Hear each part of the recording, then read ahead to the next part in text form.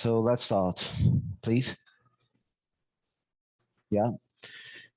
Just warning, I have some slides in Portuguese, but I will speak in English, of course. But they derive from some studies that we done and that we did in my lab, in our lab. And most of these slides were prepared by my students and my researchers, so they were authors of this presentation as well. Please. Yeah, you can change. She's doing. Sorry. So sorry about that. So we had these three questions for our World Café. I will focus on the Brazilian case. How do we ensure that the decarbonization at the subnational level adds up to satisfy the national goal? How do we ensure that short-term implementation supports the achievement of long-term goals? How can research support better consideration of cross-scale linkage in decision-making? So please. Yeah, move ahead, please. Okay, you can. This is the ancient times in our lab. So the first studies that we did, I'm seeing Giovanni here. He told us that he was with us 15 years ago in the lab. So I don't know if we can see Giovanni in this Roman mosaic, but actually we started developing message versions for Brazilian states. They were pretty good, but with some challenges related to data availability, consistency, leakage from one state to another state, and the problem of a continental-sized country as Brazil, the computational effort is high, and we need a lot of data availability and the consistency between states. This is a major problem. As of today, we are moving to a different approach. That's the approach that we did in the Pernambuco state, Minas Gerais state, and in the Amazon region of Brazil. These three recent studies that we did in our lab.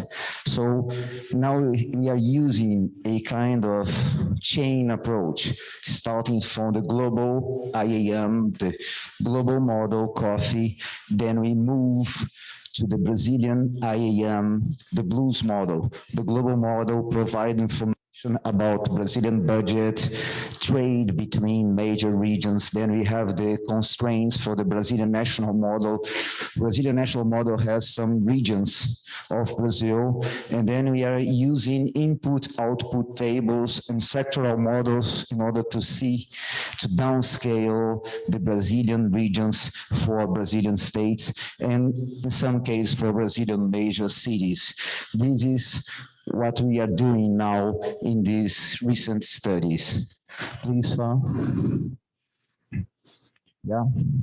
So these are very old studies that we did for Minas Gerais, Rio de Janeiro, and then we are moving for a different approach.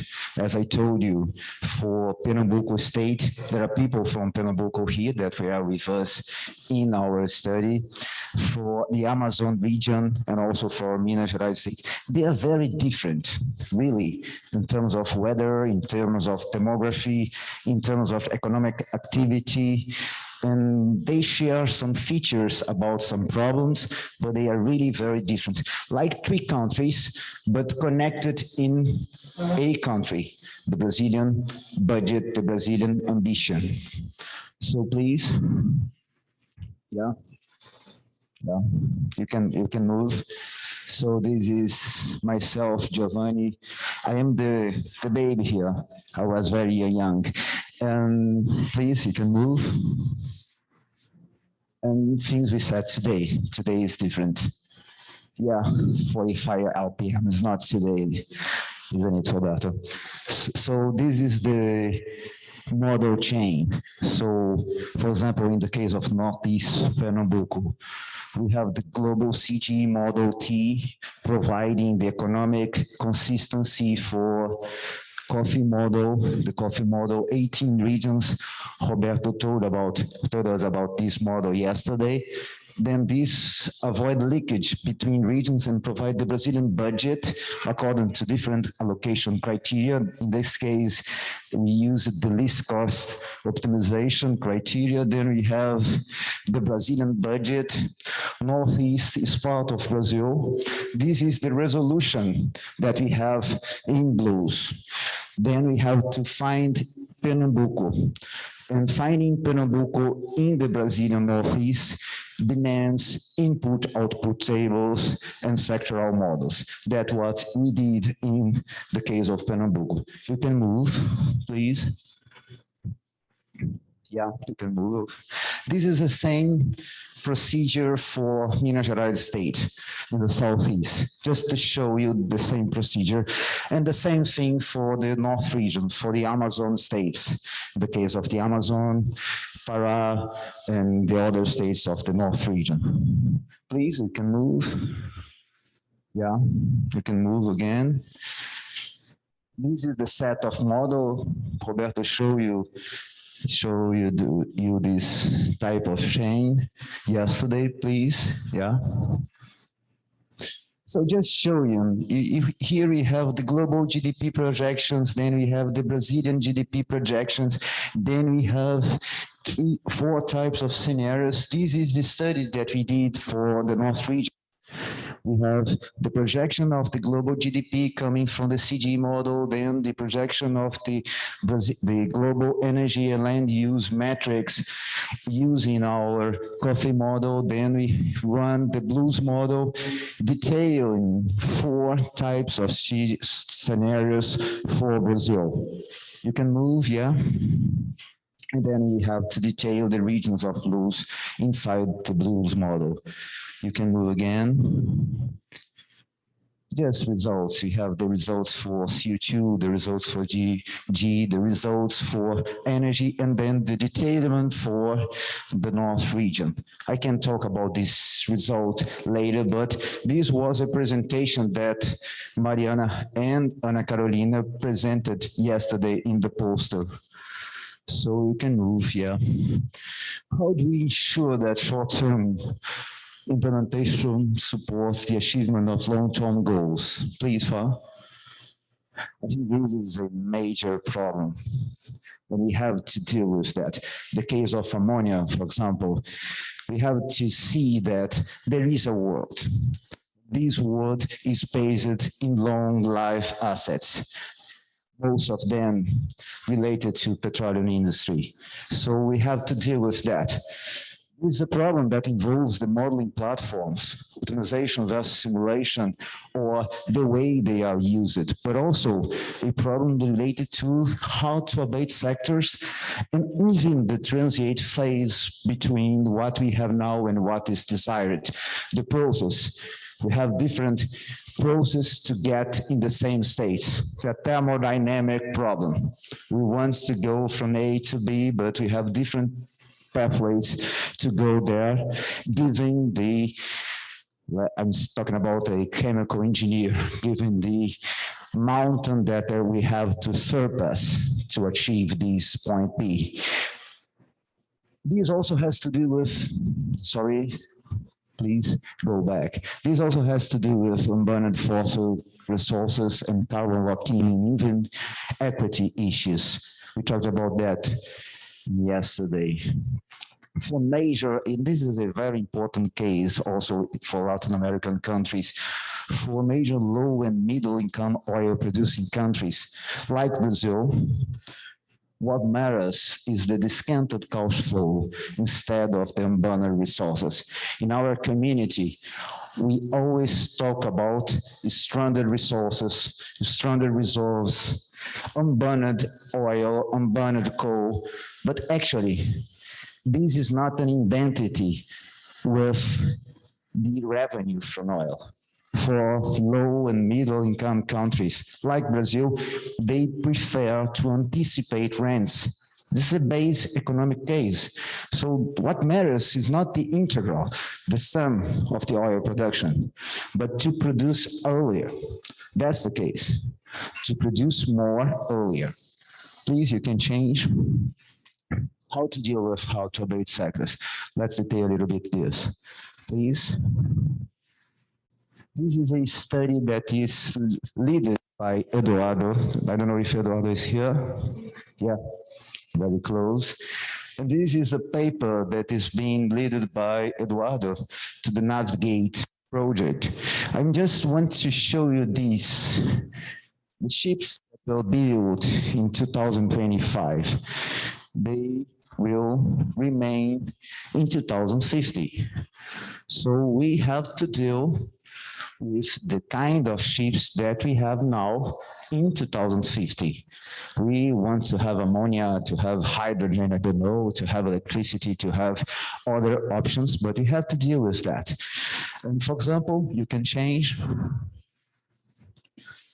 these type of results for different models. We have here COPPE, but other models show that in 2030, there is no real fuel shift. We are using bunker. And then in 2050, there are different options, different pathways, different processes to get there. In order to have this shift in 2050, things should start now, because we don't have production capacity for alternative fuels. We don't have harbors, ports, logistics to store, to move. We don't have power trains, motors, motorization, ships in order to use these fuels. So we have to start now to have this type of change in 2050. But we cannot see this in 2030. This is an example of how to abate sector. We will have to deal with oil in 2030. This is a matter. You can change, please. A different way to see that. Yeah, you can change. Yeah, you can change. Let's move. So the transient phase, we are talking about ship as an example, but really we have to meet the demand for premium fuels. We have to meet the demand for diesel up to 2030. We have to meet the demand for jet fuel, for bunker fuels up to 2030 with Russia and Ukraine war. This means high oil product prices, high refinery margins. This means the incentives to invest in new refineries. This means carbon lock-in, because you have now $40 per barrel of margins related to diesel. So we have the incentive to invest in new refineries. Or countries have also provided tax breaks for fossil fuel production and diesel. This is the case of production and consumption. This is the case of European countries. This is the case of Brazil. In order to deal with inflation with the Russia exports cuts, we are using the same type of procedure, cutting taxes, incentivizing consumption, and aiming to expand the supply up to 2030. But you have to go to 2050 without diesel. This is a major problem. The major problem for Brazil. Brazil imports 25% of the diesel that it consumes. It's the biggest, the largest importation of final energy in Brazil. You can move. Yeah. Yeah, you can move, please. This is a study that is led by Rebecca. Rebecca is also here. Where is Rebecca? Yeah. A paper. We have in our global coffee model the detailment of the oil quality. And we have also run this model to see the impacts of peak budget or full center budget scenarios. And the results are quite different. Actually, Africa and Latin American countries produce more oil in the case of the full center scenario. And in the case of the peak budget scenario, Africa and Latin America country remains as the last producers of oil. But what is important for this country in terms of revenues is to produce more oil earlier. So we have to see that as a problem of just transition. It's not the case of stranded resources. It's the case as oil that is produced more earlier. And the case of the carbon lock-in related to green field refiners, yeah, you can move, please. This is the result of our model. And as you can see, even for an ambitious scenario for 1.5, we need refineries. And we have refiners as of today in the world. How to deal with that? A problem of short-term versus long-term strategy. Please, you can move. This is a type of result that we are having for the case of Brazil. This is a study that we did for the Brazilian Petroleum Institute. This point here is hard to see, but these are the Brazilian refineries in the coast. RENEST, this is the more recent refine that Brazil has in Pernambuco state, just started its operation. It was never paid. I don't think it will be paid because of overrun costs, but actually it starts operation 5 years ago with major delayment for this. And then we have RENEST here. Most of them close to the coast, and this is the major Brazilian refinery. What type of studies that we have to do? We have to see the transient phase. And for example, this study shows that we have some wood biomass here in Brazil that can be processed in Brazilian oil refineries as a way to start co-processing renewable feedstocks in Brazilian refineries. We are using here results from the model that was built by Isabella. I cannot say the model because it was named in Dutch. It's the only model that we have that is named in Dutch. So we have different accents in our lab to say bloom, blow, and I don't know. It's like blowing in the wind, but I know that it's flower in Dutch. So we have here a special model for biomass production in Brazil running together with a refinery model that is running together with the Brazilian integrated assessment model in order to, by using this chain of model, to see how to deal with these assets that are needed during the transient phase. Please, you can change. Same thing for vegetable oil. Here in the other slide and in this slide, we see the distance and the biomass potential, the type of biomass potential and the distance from different refineries.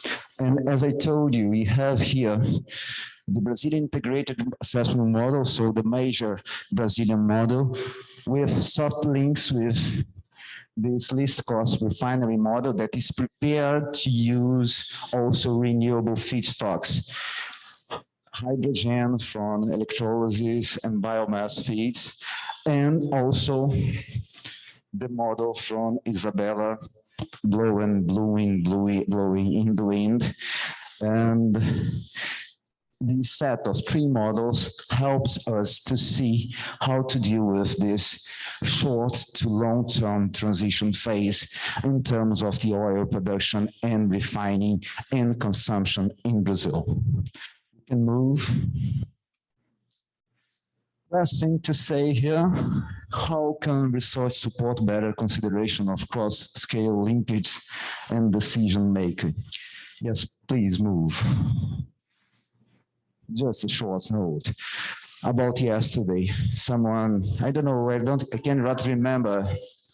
Yeah, you can move backward. Yeah, I can remember someone in the fishbowl said, "Oh, model, how to deal with model." These guys, George Box and Andrew Lang, they are both statisticians. I don't know, maybe the problem of causality of these maths, but actually all models are wrong. They help us to test some hypotheses, and some of them are useful. But they are not the oracle. We need more than the models. We need the models in order to deal with our hypotheses, but we need more than the models. But we need the models. Please change. Now, this is an example of the Pernambuco study. Maybe someone from the Pernambuco state will speak more about that later on, but this is the type of result that we get from our Pernambuco state study, coming from coffee, the global result, then the Brazilian result that is consistent with the global budget, then the Northeast result consistent with Brazil, and then Pernambuco state consistent with Northeast. There is no carbon leakage in this chain. And this is the result of the model, the better technology, the least cost technologies, how we can mitigate GHG emissions inside Pernambuco state in order to be consistent with a global ambition. Yeah, you can move. But we have to do more than that, especially for emerging countries, especially for Brazil, but I think for all countries. So we have here these results, these technical results, translated in terms of job creation, income creation, economic development. We have to communicate. Just saying that we need electric buses, we need to improve the productivity of land use production and change in Pernambuco state is just a technical speech. We need more in order to get the results in terms of policymakers. So you have to communicate. This is a major issue for us. I'm not good to communicate to policymakers, so we need this type of models. Yeah, you can move, please. Yeah, I'm finishing. Can move, yeah. Yeah, the model, no, move, yeah. The model is just one part of the puzzle.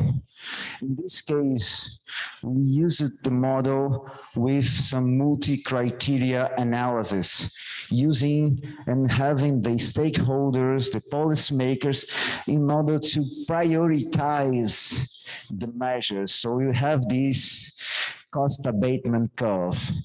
But how to prioritize them, how to implement them, how to get policymakers and stakeholders in the ship using ammonia, I don't know. We have to communicate, but also have a multiple decision. So we are using here, for example, the results, the technical results from our model with other criteria in order to prioritize the measures to be implemented in time. That's the way we did in the case of Pernambuco and Minas Gerais. Yeah, please. So these are results of this multi-criteria analysis, and the results of blues are one part of the decision, but it's not the single decision for the case of Pernambuco. Yeah. So thank you in the name of the lab.